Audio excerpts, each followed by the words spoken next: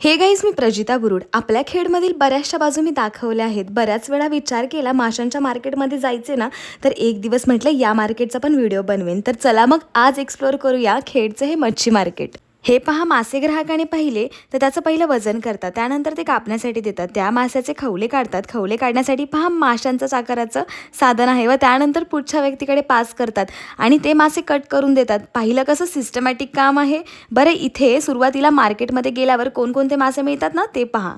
कटला आहे, हलवा आहे, बिगर काट्याचा आहे, बोला बांगडा आहे, मांदळी आहे, बोला पापलेट आहे. त्यानंतर आम्ही मागच्या साईडला गेलो मासे विक्रेत्यांकडे. हे पहा, इकडच्या साईडला नदीचे व धरणाचे मासे मिळतात. यार, हे बरंच मोठं मार्केट आहे. खेडमधील मंडळी कोण कोण मासे या मार्केटमधून घेतात त्यांनी कॉमेंटमध्ये मी लिहा. बरं, इथे पण सर्वांशी बोलून छान वाटलं. बऱ्याच वेगवेगळ्या प्रकारचे मासे या ठिकाणी मिळतात.